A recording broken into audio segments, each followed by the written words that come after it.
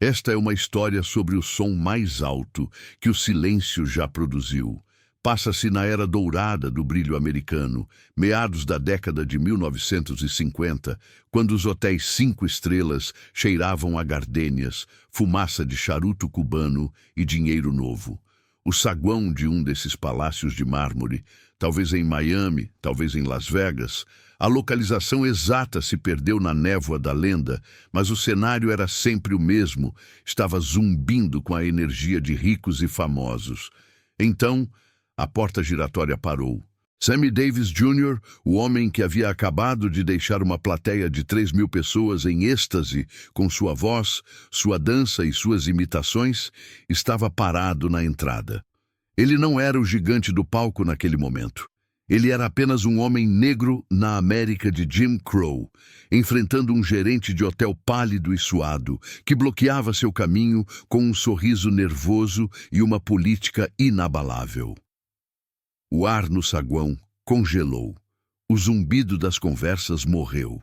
Sammy, acostumado a essa humilhação ritualística, sentiu o familiar nó no estômago, a máscara de entertainer começando a escorregar para revelar o homem ferido por baixo.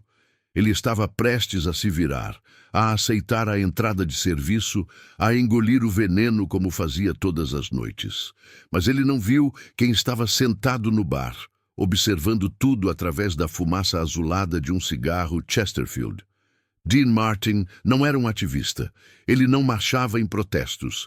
Ele mal lia os jornais. Mas Dean Martin tinha um código. E naquele momento o código foi violado. O que aconteceu nos 3 minutos seguintes não foi um discurso. Foi uma demolição controlada da hipocrisia, executada com a precisão letal e a indiferença gelada que só o King of Cool possuía, parando o mundo do entretenimento em seu eixo.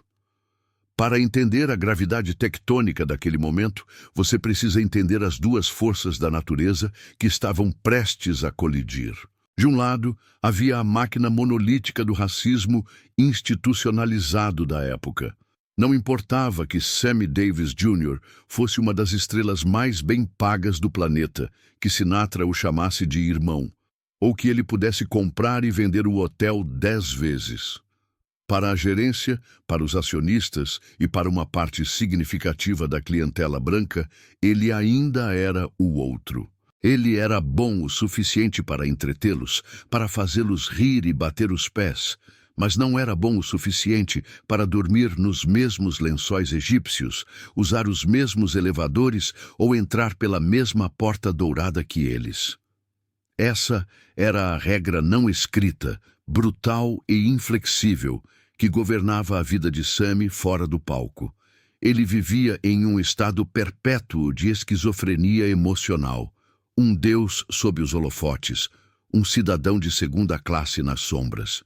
Sammy lidava com isso com uma generosidade maníaca, comprando presentes caros para todos, rindo das piadas racistas antes que elas pudessem machucá-lo, desesperado para ser tão bom, tão talentoso e tão rico que eles não tivessem escolha a não ser aceitá-lo.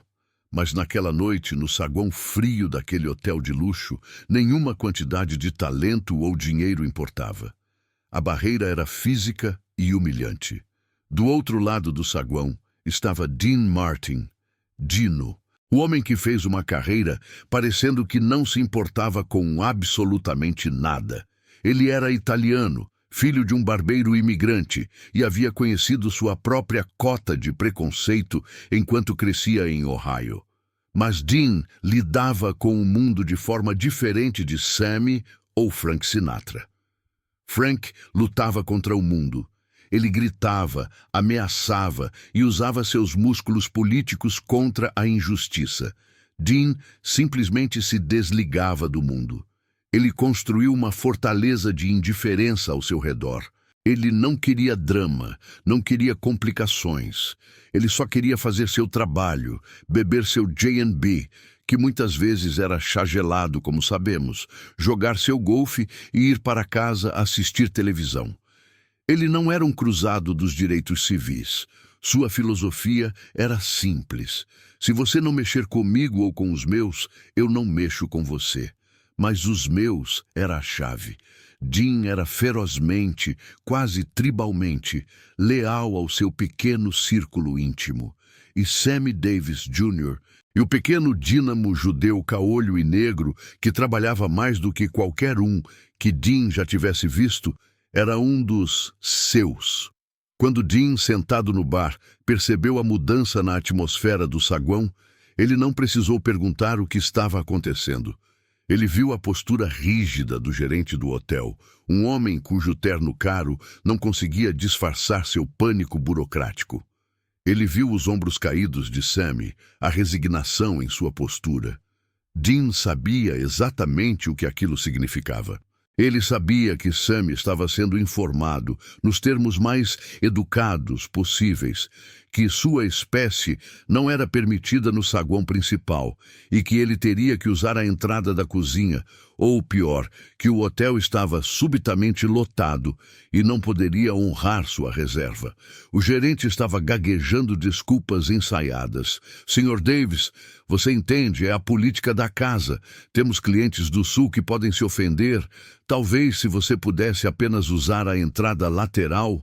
Sammy, cansado, humilhado e dolorosamente ciente dos olhares de dezenas de hóspedes brancos, estava prestes a concordar. Ele não queria causar uma cena. Ele nunca quis ser o problema. Foi então que Dean Martin se levantou do banquinho do bar. Ele não correu, ele não gritou. Ele caminhou com aquela lentidão característica, um deslizar preguiçoso pelo tapete persa que era mais ameaçador do que qualquer corrida. Ele segurava seu copo em uma mão, o cigarro na outra. Ele chegou ao pequeno grupo na porta giratória. O gerente, vendo Dean Martin se aproximar, sentiu um tipo diferente de pânico.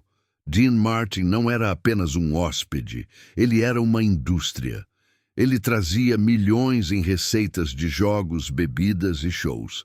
Dean parou ao lado de Sammy. Ele não olhou para Sammy, ele olhou diretamente para o gerente. Seus olhos, geralmente semicerrados em um sorriso sonolento e embriagado, estavam abertos e frios como o gelo no fundo de seu copo. A temperatura no saguão pareceu cair 10 graus. Dean não fez um discurso sobre igualdade humana. Ele não citou a Constituição. Ele falou na única língua que homens como aquele gerente realmente entendiam, a língua do poder e do dinheiro. Entregue com uma indiferença que era aterrorizante, ele deu uma tragada no cigarro, soltou a fumaça lentamente e disse, com uma voz que mal passava de um sussurro rouco, mas que foi ouvida em cada canto do saguão silencioso: "Deixe-me ver se entendi direito. O meu amigo aqui não é bom o suficiente para entrar pela sua porta da frente?" O gerente começou a balbuciar novamente. "Sr. Martin, por favor, não é pessoal, é apenas a política. Nós..." Dean o interrompeu, levantando um dedo. Apenas um dedo. "Não me venha com essa merda de política", disse Dean, a voz ainda baixa, mas cortante como arame farpado. "Aqui está a minha política. Se ele não entra por aquela porta, agora mesmo como um cavalheiro, então eu estou saindo." Houve uma pausa. O gerente tentou processar isso. "Saindo, Sr. Martin. Saindo", repetiu Dean. "Eu, o Frank, o Joey, o Peter, todos nós. Estamos fazendo o check-out agora e estamos levando cada centavo que íamos gastar no seu cassino, cada fã que veio nos ver, e vamos para o hotel do outro lado da rua. E eu vou garantir que cada colunista de jornal neste país saiba exatamente por que saímos. Eu vou quebrar este lugar." A ameaça não era física, era existencial. Dean Martin estava colocando na mesa não apenas sua própria estadia, mas a economia inteira do Rat Pack. Ele estava ameaçando transformar aquele hotel de 5 estrelas em um pária da noite para o dia. Ele estava dizendo, sem levantar a voz, que o valor do racismo deles era menor do que o valor da presença dele. O gerente olhou para Dean. Ele viu a certeza absoluta naqueles olhos frios. Ele sabia que Dean Martin não blefava. Ele não era um homem que fazia ameaças vazias. Ele era um homem que simplesmente fazia as coisas desaparecerem. O silêncio no saguão durou uma eternidade. Você podia ouvir o gelo derretendo nos copos. Então, a espinha dorsal do gerente quebrou. A política de segregação, as preocupações com os clientes do Sul, o medo dos acionistas, tudo evaporou diante da realidade econômica de perder Dean Martin. É claro, Sr. Davis, o gerente disse, sua voz fina e trêmula. Houve um mal-entendido terrível. Por favor, aceite nossas desculpas. O mensageiro levará suas malas. Bem-vindo. O gerente se afastou rapidamente, como um cachorro chutado. As portas se abriram. Sammy Davis Jr., ainda atordoado, olhou para Dean. Sammy estava acostumado a lutar suas próprias batalhas, ou a ter Frank lutando ruidosamente por ele. Mas essa intervenção fria, cirúrgica e devastadora era algo novo. Dean não abraçou Sammy. Ele não fez um discurso sobre amizade. Ele apenas deu um tapinha no ombro de Sammy, um gesto pequeno e rápido. "Vamos lá, Smokey", disse Dean, usando seu apelido carinhoso para Sammy. "Eu preciso de uma bebida de verdade. Este lugar está começando a cheirar mal." E com isso, Dean Martin se virou e voltou para o bar, deslizando de volta para sua persona de indiferença cool, como se nada tivesse acontecido. Ele não queria agradecimentos. Ele não queria ser um herói. Ele apenas viu algo que estava errado, algo que estava machucando um dos seus, e usou o poder que tinha para consertá-lo da maneira mais eficiente possível. Sammy atravessou o saguão, a cabeça erguida, não como um artista tolerado, mas como um homem que pertencia àquele lugar. O incidente nunca foi manchete de jornal. Não mudou as leis da noite para o dia.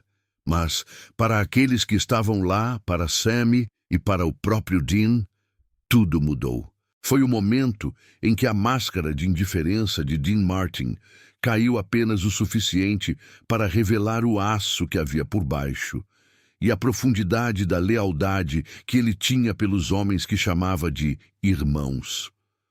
Foi o dia em que o King of Cool provou que, às vezes, a coisa mais poderosa que você pode fazer não é gritar, mas simplesmente declarar calmamente que você não vai participar da crueldade do mundo e estar disposto a colocar tudo a perder para provar isso.